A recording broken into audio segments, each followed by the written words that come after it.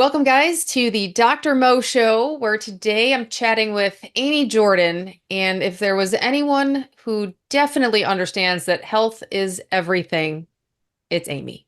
So tell me about your studios, tell me about your journey, tell me about how you went from the Amy before your Pilates studios to Amy now. Thank you, Mo. I'm so happy to be here. And I firmly believe that health is everything and that movement heals. And I know you have a strong movement background as well, because that is the fastest way for us to improve not only our physical health, but also our mental health. So in the past, many moons ago, I was an entertainment executive and I had this super flashy job, literally red carpets, movie sets, movie stars, all of the trappings that come along with it. And it just was not filling me up. It was not lighting up my soul. I did enjoy the work. I hold long friendships with the people I worked with, but I really didn't feel like it was serving. And I didn't feel like it was filling my spirit in the way that I knew I wanted my work to do so, especially as I had intended in the future to have a family and have children, which I do have now, but at the time I did not. But I still knew in the future I wanted to model something different for them than going to an office and just kind of checking off the boxes of getting things done for a fun and glamorous career, but not one in which I was serving my health mentally or physically. So I started taking Pilates classes. That clicked immediately. It was my favorite thing of all time.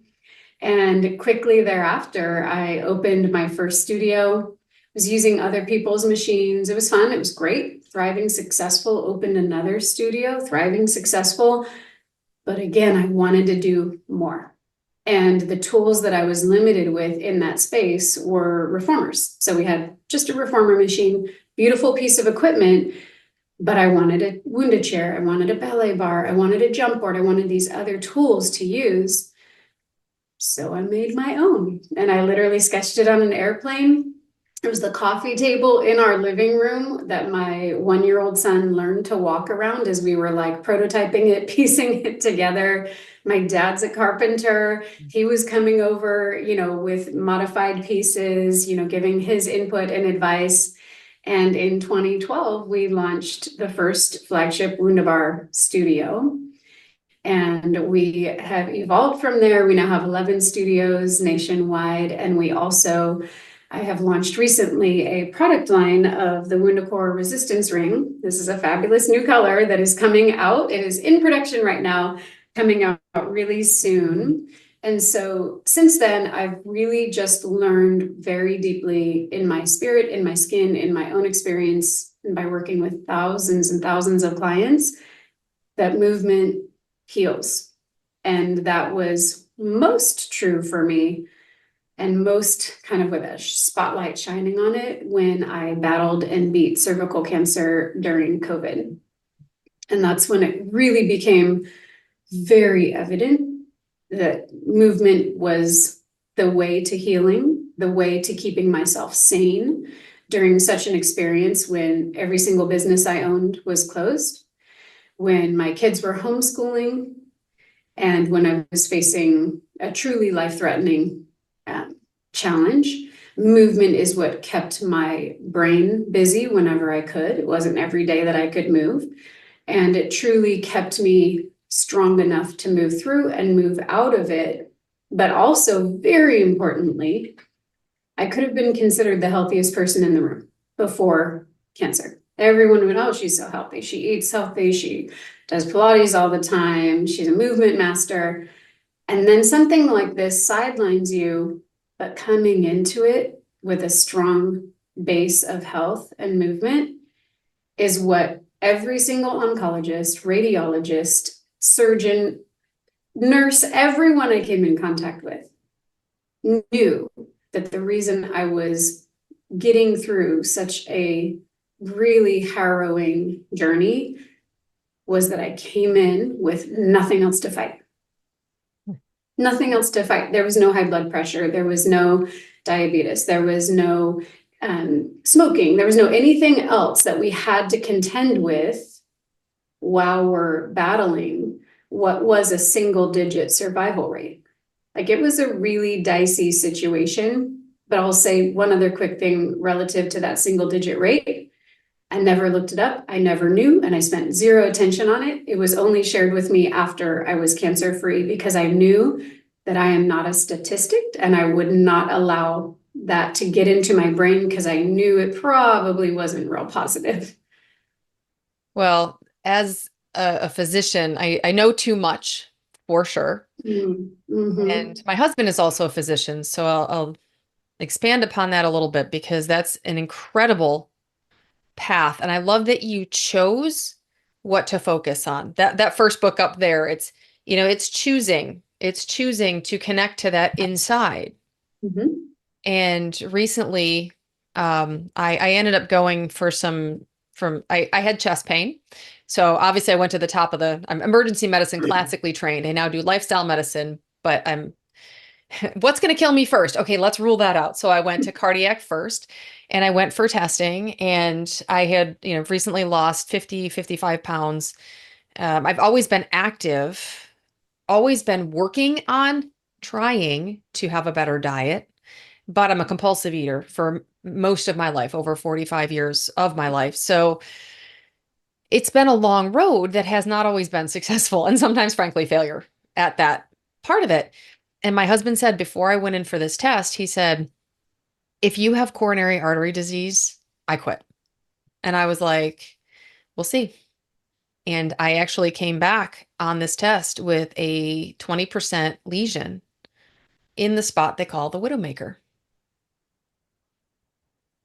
And it's only 20%, but 55 pounds ago and 60 LDL points higher than I am now, I was cleared by cardiology because I looked fine. My echo was fine, my EKG was fine. And I went out in April of 2022 and did 2/3 of an Ironman with a lesion that was probably twice as big. And that to me, people look on the outside, but oh, you're an Ironman. However, and now that I'm dealing with these symptoms, and it's not cardiac chest pain, it's coming from something else. So we're still going down that path to figure out what's causing the pain. But something you said really hit me. Number one, it doesn't matter what the stats say. It's either one or zero. You're either on or you're off. It's either you or it's Yeah, not. exactly. Like, I get it. There are probabilities, but I believe in possibilities. 100%. And going into this, though, I'm thinking about the pain that I feel, the test that I'm about to undergo. And I thought about it and I thought, so whatever it is and whatever answers we get, something you said resonated. There's nothing else to fight. I don't have to fight the 55 pounds. The lesion is smaller. It's getting better. Talk about an instant change in your diet. I'm like, there's no more trying. We're done. Yes, yes. It's a switch and it's a perspective that is so different than what we have as we're going through it. And when you were talking about the fact that you are a movement expert, you are a physician, you know all of the data, but we also have to tend so sincerely to our internal experience and our mental experience because we do have behaviors that don't serve us. And so I tend to have um, stressors and things that I can just try to kind of like brush aside. Everything's fine. Everything's great. It's, borderline toxic positivity where it's like, everything's fine. I have so much to be grateful for. And, I don't deny that trauma from my past and stressors were very likely contributors to, not necessarily causal, but certainly contributors to weakening my immune system. And I'm finishing a book right now. I'm wondering if you've read it, but When the Body Says No. Yeah. And it is such a tremendous, like, eye-opening experience of how stresses, cortisol can weaken our immune system, even when on the outside or from our profession, we have this kind of false sense of security that like, oh, I'm fine, everything's healthy. And I'm very grateful that I had people in my life who said, no, you need to go get this checked. You need to go get this checked out. Because it was COVID, doctors' offices were closed. And had I ignored it, I might not be sitting here chatting with you today. It was a fast moving, very aggressive cancer, very rare. And I had a clear pap smear in January of 2020.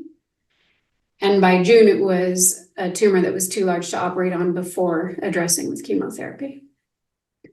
Wow. Very short window. And had I waited longer, it would not have turned out very well, most likely. And I always encourage people when I have the opportunity to speak on this topic to pay attention. When you had chest pain, you went and got it checked. Yep. When I was having bleeding unexplained, I went and had it checked because you know yourself better than the physicians do. Like you said, they just, oh, you look fine, you look healthy, you know, and you have to trust and advocate for yourself to make sure you're getting the care that you need.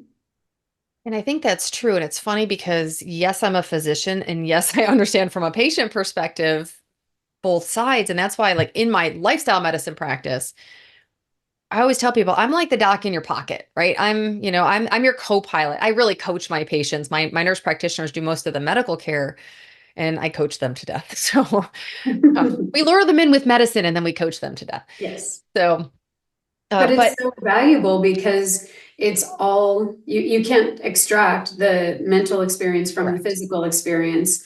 And in my own journey, I had to kind of overcome this idea of being somehow fraudulent because I got cancer. Right. Like it's so ridiculous. I hear myself say it and it sounds No, ridiculous, but but I feel it. you feel and I wanted to be superhuman and I want to only show up as highest and best and a great healthy example.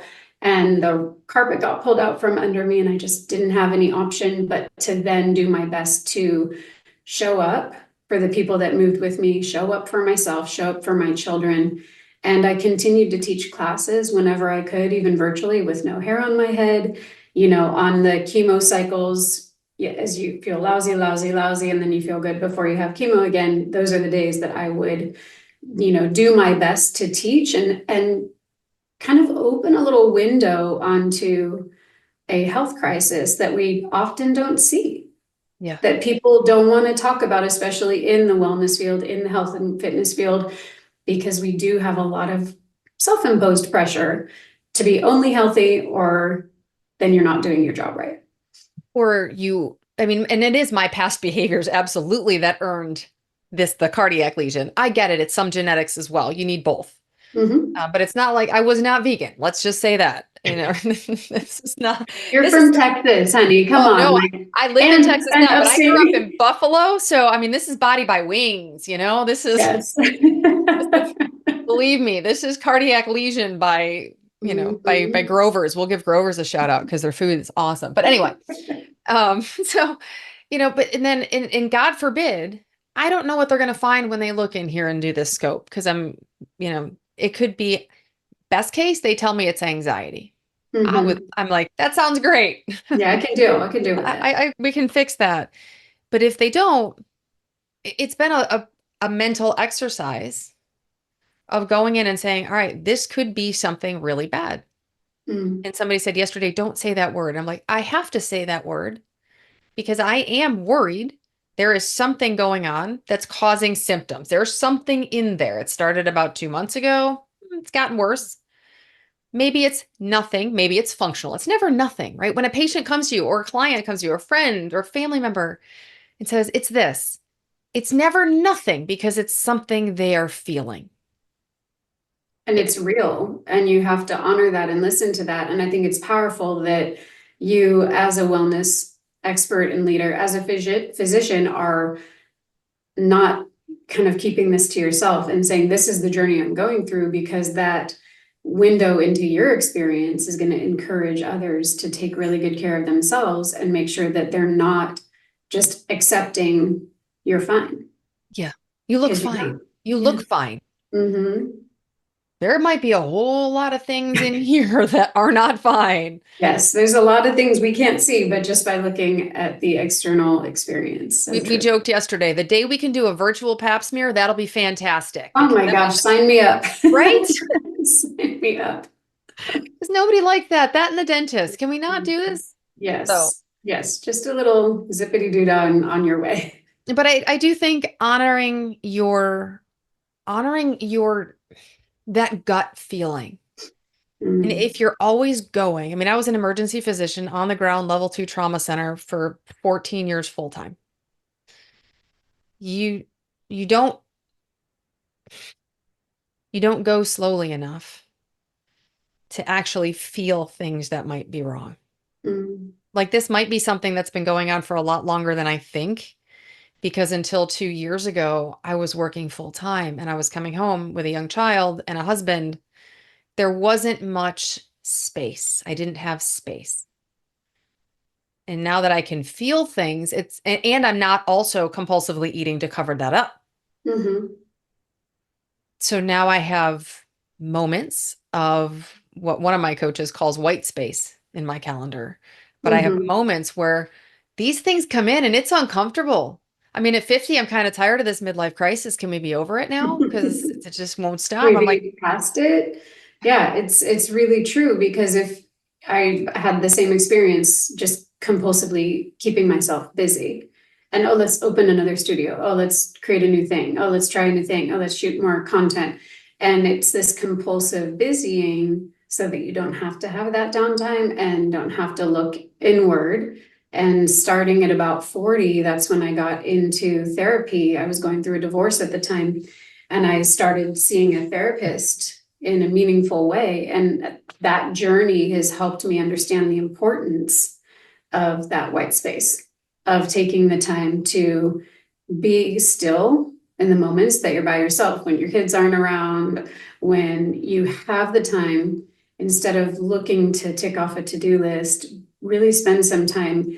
And she would encourage me to sit in the discomfort. So if I was crying or upset about the divorce or whatever else was going on in life, I started with literally just sitting down for 10 seconds and feeling it, and then jotting down what the emotion was and where I was feeling things in my body or what my body felt like.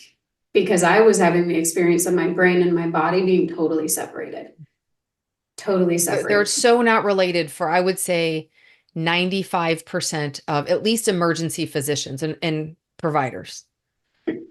We're not, you can't be in your brain and body at the same time. Mm, And part of that's survival, right? I mean, I don't want to bring up terrible things, but literally you have someone dying on the table in front of you. You can't be present. Like you actually almost have to have an out of body experience to be able to perform your job. And toward the end of my full-time career, that got harder and harder because I mm. was close. I could feel the people. And it doesn't do well. No wonder I have chest pain, right? Whatever this is, I know Agreed. where it's coming from. For sure, because that compartmentalization was integral to your work and to your sanity. And then when those lines no longer can hold the way that they once did, then it's going to create some pretty interesting experiences. And I still do it. I actually encouraged my team on a leadership call yesterday. I was encouraging them because as movement practitioners, we're leading and we're leading a very energetic experience. Not meaning like sweaty energy, meaning like we drive the energetic field in that room, how we're leading it. And so my one of the practices I do if I'm not in a good headspace, if I'm stressed out about what's happening in my, factory, if I'm, worried about something with my kids, whatever the case might be, we all have stresses and we all have moments in which it's not going to serve us to have that running in our mind. And I have a practice where I will visually in my brain put it in a little box. You can put it in a jar, whatever you want. Timestamp it for when you're going to address it. So it's taking it a step further than shoving it down. And that used to be my practice. Shove it down, ignore it. Everything's fine. Keep going. You have to do what you have to do. Now it's saying, hey, I see this. I see the elephant in the room. I see the issue that needs attention and tending to. And I'm going to do that at 8 p.m. tonight after bedtime. And I'm going to put it on this shelf and I'm going to do some meditation or journaling or, kind of living in my skin, connecting my brain and my body. But giving that its space is a really valuable way to come back to it and not ignore it, which then can create health problems in the future. But then it also allows you to go about your life instead of Right. being consumed by stresses or things that are coming up in therapy or whatever else they're coming up from. And that's so true. I my many years ago I had a 12-step sponsor who food got me in, and then of course we get deeper to the codependency, people pleasing issues. Mm. That's my first love, to be honest. It's never about It's never the about food, the I heard somebody alcohol, say it the once about alcohol, and they said, "Oh, alcohol's not my problem. Alcohol's my solution." yes, and it's so true. And we get in this kind of caught up in the demonization of the particular solution or tool. And then only when we do that deep dive do we figure out like, oh, got Yeah, it. there it is. That's what we need to address. And maybe this is just the middle of the onion, like for you, Mhm. something you said about feeling like you have to be this pillar of health because of, I mean, right now I feel like all I'm talking about on social media is my health problems, which is really annoying. But I never want someone to be afraid of having a problem. Nobody wants Yes, to talk about the problems. And I was one of those people because I couldn't I couldn't be close to it. It was scary. I can only imagine, especially from the perspective of being in the ER each day, seeing what happens Like what the when possibilities are on a what the negative. possibilities are. Yeah, in such a in your face way. I can imagine that would be really difficult to not start to spiral and let your brain Yeah. go into a negative place. And my brain is a scary place to go alone in the dark. You better bring a friend. So, but The no, that buddy is, and it system. is, and it's funny because I like to work with healthcare providers because I mean, I love my job. I didn't leave my job because I hated it. I still have that draw. I loved that job. It was so much a part of who I was. It's interesting. Like you said, you still carry friendships from your the glamorous career, right? It's similar, right? Because Mhm. it's sort of an ego-driven career. Absolutely. And I did truly love the work. I'm an artist. That's my background. My undergrad is in art, and I loved the creativity of that job and of that role, but I love what I'm doing now more. Yeah. And I love serving other humans. And now with the team and scaling the business, collectively, we're serving thousands and thousands of people all the time with movement, with wellness, with serving their mental health, serving their physical health, serving their functionality of their body. And that is powerful stuff. And I find it even more soul filling and even more enjoyable than work I really truly did love. And that's a hard place. Did you have when you changed, when you were shifting, was it a slow shift? Mine happened sort of quickly, inadvertently. My voice got a little loud, so I was like I found out I was the worst employee ever pretty quickly. All right. It's So not a that bad was all thing. right. It was a good memo. I got it. But was your shift, did you have trouble shifting, I guess is my question, from a traditional career like that to being an entrepreneur and realizing I can help so many more people, but it's unconventional? It was a pretty quick shift when I decided to do it. I really did. Like I had started teaching class just to see if that was something that I would enjoy. And so I was teaching while I was still consulting. And when I opened my first studio, literally not one stick of furniture in the studio. Half of the machines were on credit cards, the other half were from a little tiny bit of savings. I would lay on my tummy and be on my laptop in between shifts to like answer client emails, do whatever I needed to do. And so I'm the kind of person who's going to go all in, and I'm not a risk averse person. I kind of enjoy risk. So I really threw myself all the way into it. I did still consult. So I was consulting full time at an ad agency in Santa Monica. And then I was in my studio teaching 42 hours of class a week, which is in California. It was in Los Angeles. It's over an hour drive each way. So I would teach from like 6 or 7 a.m., depending on the day, till around noon. I would drive out to Santa Monica for an hour change in my car. I would do like, 3 or 4 hour meetings with like $1 billion companies, like huge companies pitching brand strategies, websites, all that sort of thing. I would change in my car and get back to the studio. The first day my studio was open, first day of business, I was doing this same little pattern back and forth, and my car got towed off of Wilshire Boulevard. I was panicking and I had to bribe the tow truck guy to get it off of his tow truck, and still somehow made it to class like right under the wire. But I really did throw myself into it, and very quickly, within a few months, I stopped doing the entertainment consulting at the ad agency, and I was just done. And I knew, like, this is my passion, this is the work that I'm gonna really lean hard into, and I did. And it's been a very soul-filling and successful journey, but nothing I ever expected to do. I thought I was gonna be an employee at the movie studios.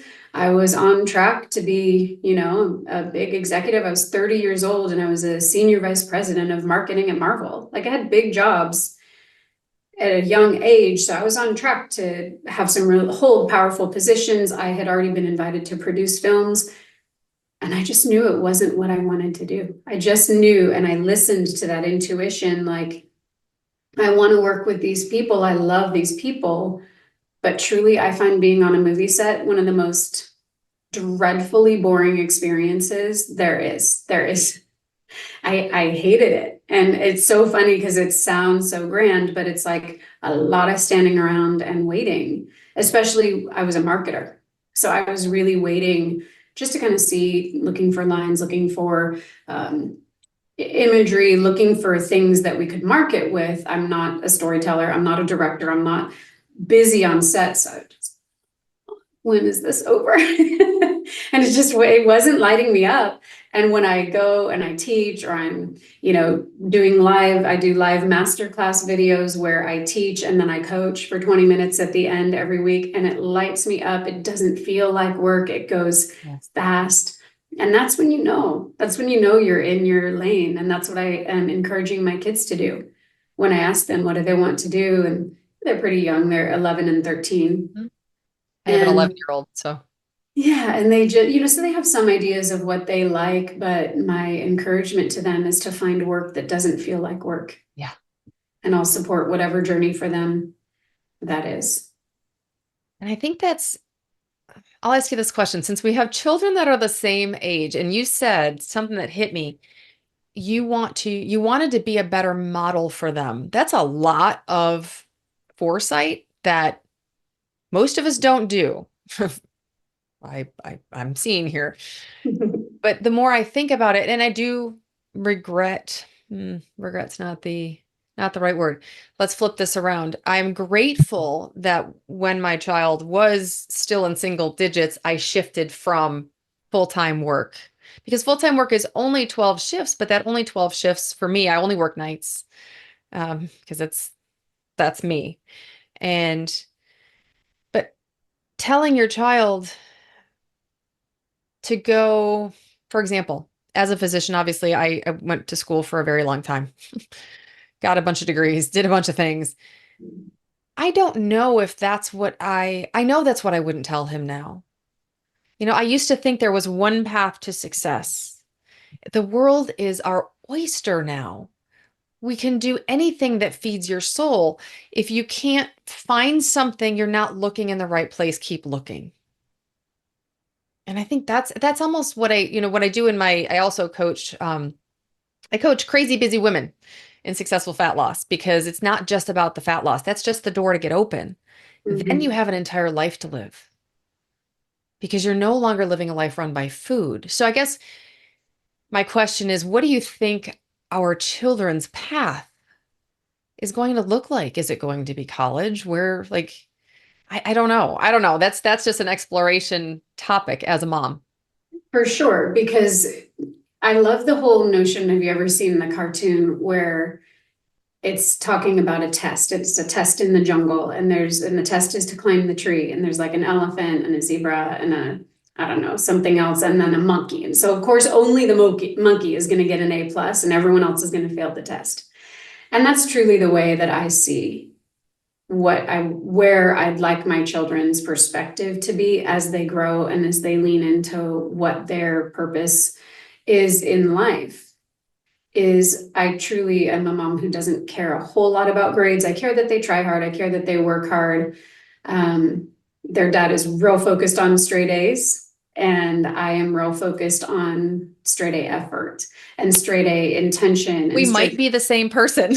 Yeah, and it's just I'm just not concerned about the marks. Mhm. And as far as college goes, what I've been saying to my son who's 13, he's very focused on getting into a UC. He's very focused, on the AP classes track, things like this. And I'm encouraging and supporting because it's his driven direction. I have not said, you better do, you need to do. He says, I want to do this.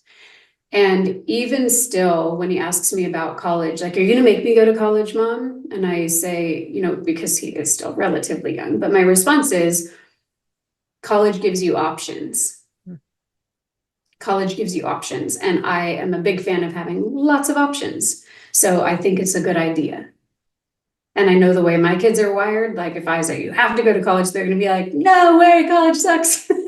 So Right. if you're kind of keeping it open and keeping it invitational and really letting them take ownership of their life and letting them, and I talk about the fun experiences in college, if he goes to one of these larger schools, there's going to be sporting events and football games and fraternities and things. I went to a small art school, and then I got my master's when I was already an adult, like teaching, or not teaching, I wasn't teaching yet. I was already in the studios. So I didn't have that kind of fun college experience. I loved art, so I was fine.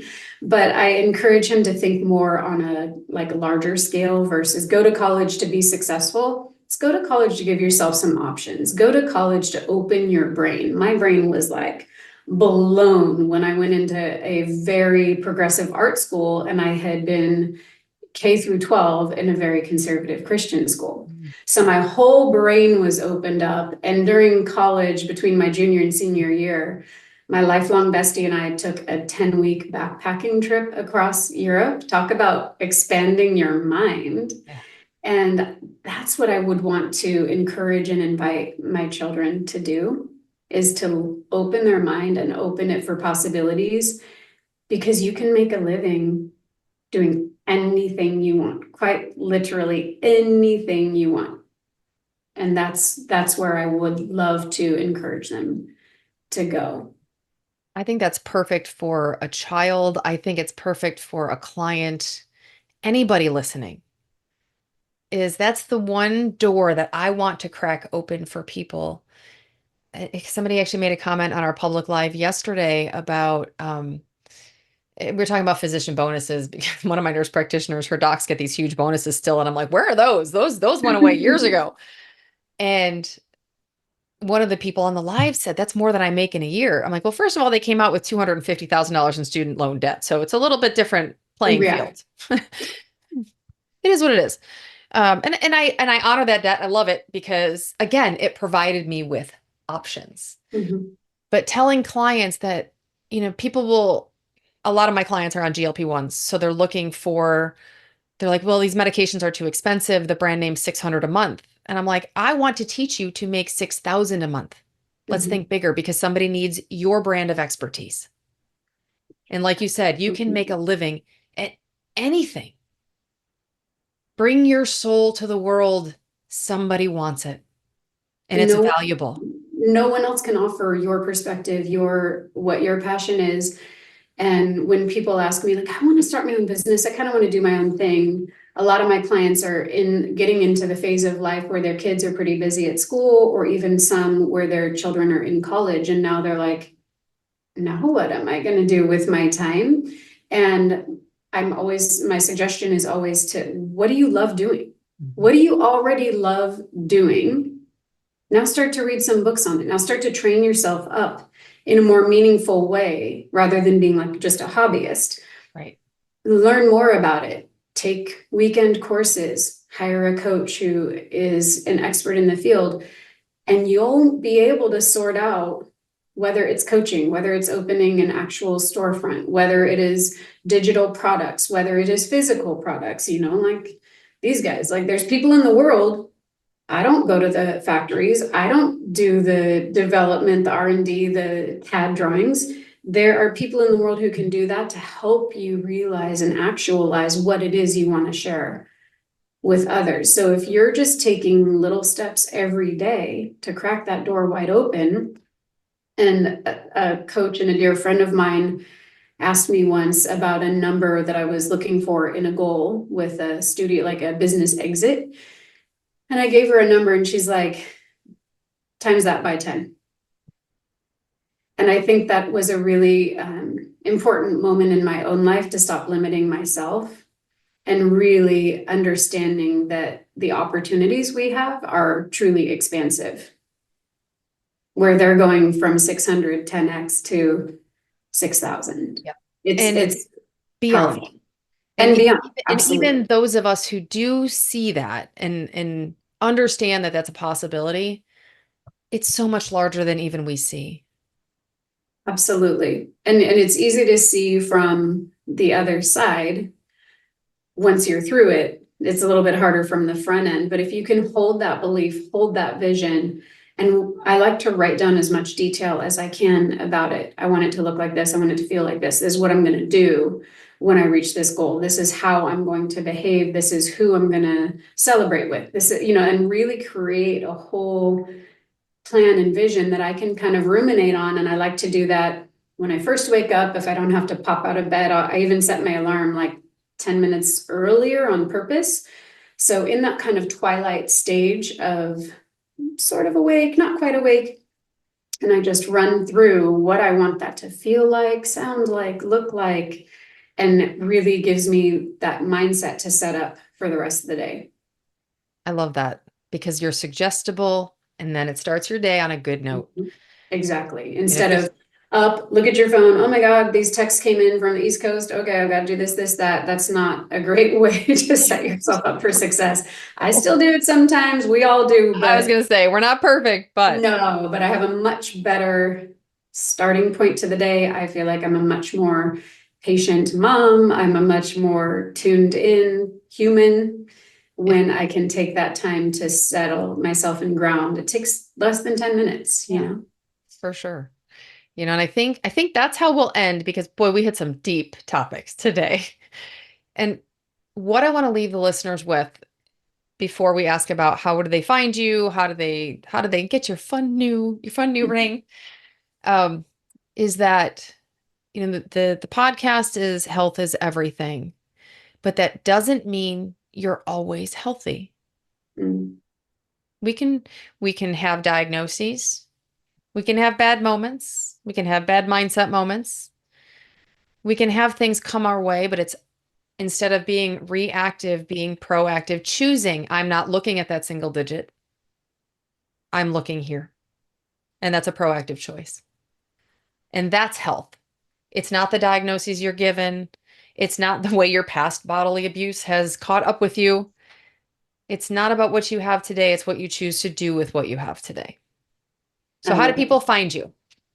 So you can find me at WundaBar, WUNDBAR.com. You can find us at WundaCore.com, so same spelling, but just with core at the end.